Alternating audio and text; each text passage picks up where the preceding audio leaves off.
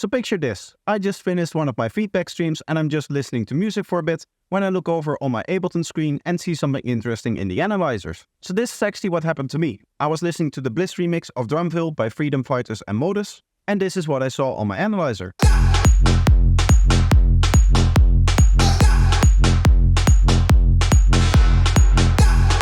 Now what I'm seeing is two things. First of all, it seems that we have a layered bassline over here. As you can see, the sub is always looking the same. And you can see that over here, this bassline starts from the kick, and this bassline over here starts from halfway.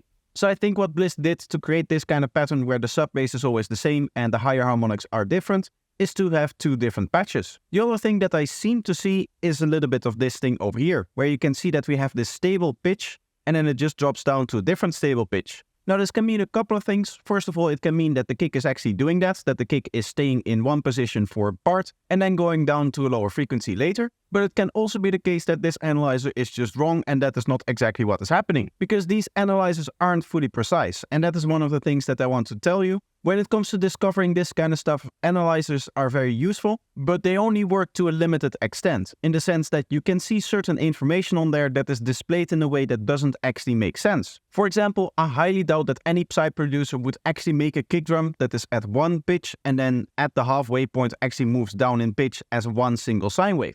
What could also happen is that there's a kick that is at this pitch and then slowly a sub bass comes in, and this analyzer just has drawn a line between these two peaks over here, even though they're at different pitches. Now there's another interesting thing to note here, and that is that this bass line seems to also move down in pitch in the same way. You can see that these lines over here look completely flat, but these ones look slightly tilted here. And I think that could be another effect that could be used to enhance the groove a little bit. Now one analyzer may not be enough to actually deduct what is going on here. So here I have a different analyzer that allows us to look at the waveform. Now what you'll see is that there's a pretty distinct difference between this beat over here and this beat over here.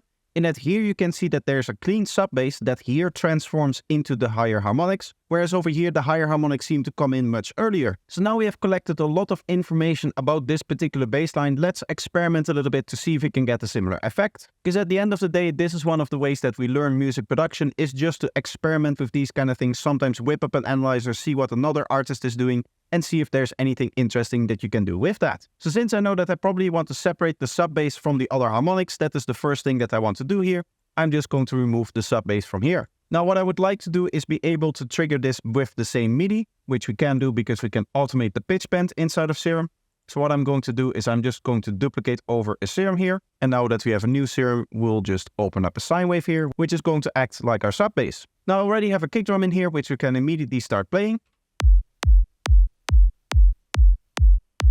This might not actually work for our experiment. This is just a kick drum that I have from an earlier experiment, and that is honestly fine because it's easier to work from an already easy starting point and then just adapt the kick to the needs of what you're working on, as opposed to starting out from scratch and actually making a kick drum from scratch just for this simple experiment. Now since we know that we want to have that two-step groove, we're going to make a pattern of 2 bars here.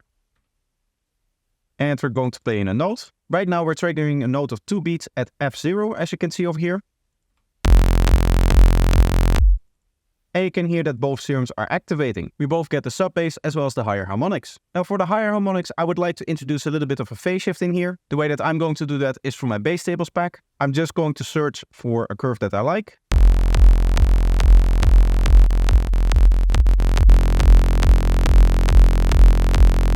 I've also filtered it so that we don't get any of the higher harmonics here.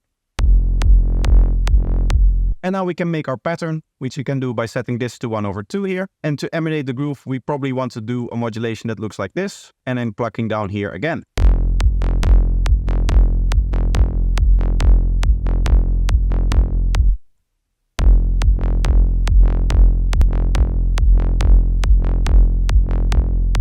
Let's add some sidechain to this so that we get a nice bounce.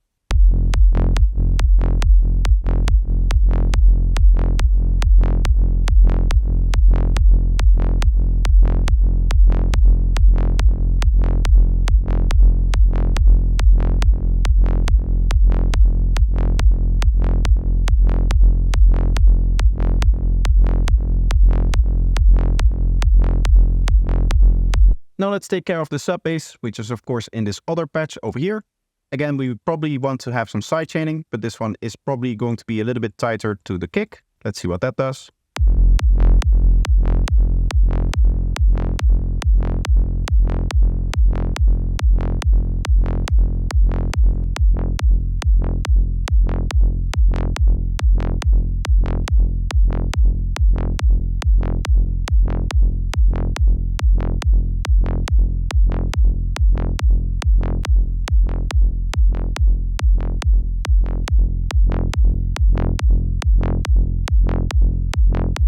As you can see, a little bit of soft clipping is helping. I'm also going to add a notch filter here to see if we can get some better tone out of this.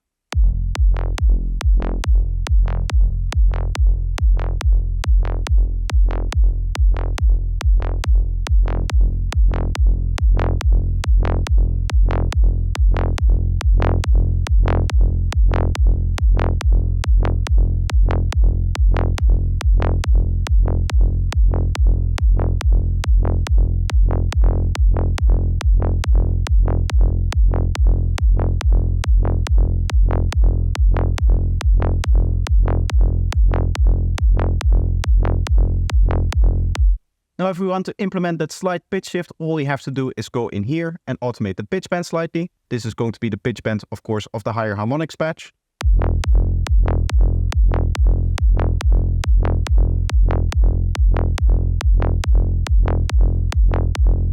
Let's introduce a little bit of stereo wave as a bit of processing.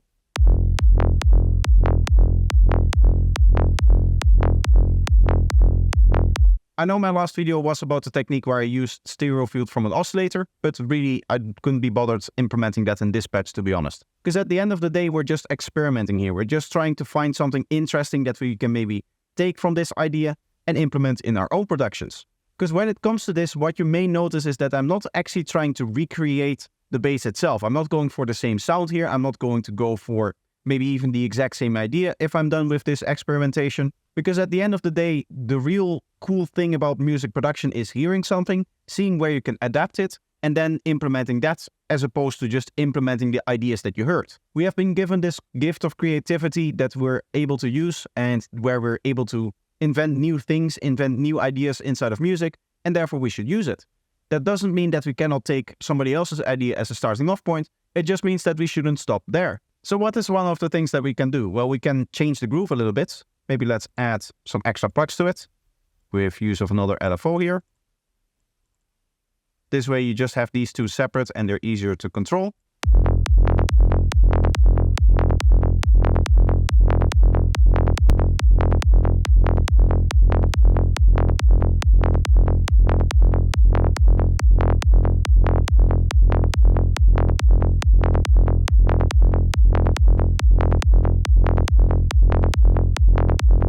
Maybe you do want to introduce a little bit of extra stereo, but only on half of this idea. So the way that we're going to do that is we're just going to use a randomized saw here, and then we'll set up our LFO tool for this trick. This is the trick that I explained in the last video. I will make it from scratch here, but just a little bit differently. In the other video, we did actually take one of these wavetables, turn it into an envelope, and then randomized all of its phases, as opposed to just using a normal saw wave. But let's turn the noise oscillator on and assign our LFO as the source here. We'll turn the level all the way down, and the randomness all the way down over here and over here. Let's move this to position. It doesn't really matter at the end of the day. Now we go on the panning and we can set our noise oscillator as the mod source. Make sure that that's all the way up and bipolar. And now we get something like this. Not exactly what we want. So let's tune this and make sure that its pitch is high enough.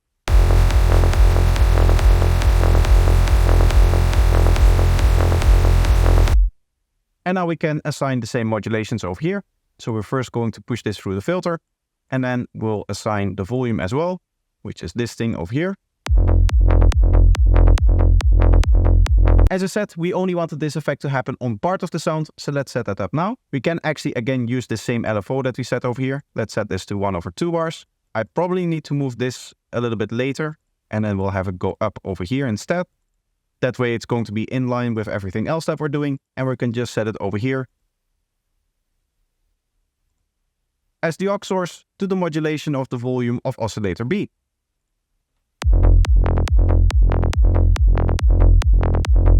Of course, you can tame the effect if you want to.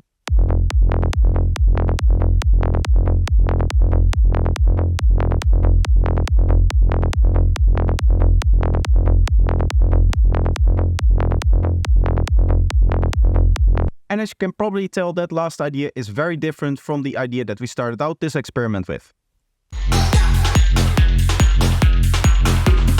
You can hear completely different bass lines. So what I want to show with this video really is how you can take some experimentation, how you can get some information that you get out of a track, find a few characteristics in there, and then create a new bass patch based off that idea. This is something that I personally would have never come up with, just layering the upper harmonics differently and pitching them around differently, but you can hear that we've come up with a pretty groovy bass line here. Now, of course, before we can see if this is successful, we probably want to clean up this bass line and we probably want to produce around it as well a little bit to see if this bass line is actually something that would be interesting for a track. But to be honest, I don't have that much time to record this video, so I'm just going to leave that up to you. So I hope that you enjoyed this. I also hope that you learned something. The main thing that I want you to take away is that this experimentation is possible, that really everybody can do that. They can find a few characteristics of a sound that maybe they really like or maybe they're really inspired by, and not so much try to recreate the exact bass sound, but to take those characteristics and implement them in your own way. Because at the end of the day, I can say that whenever I make a video about an artist, I know that a certain percentage of people will click on that video just to see how to sound like that artist.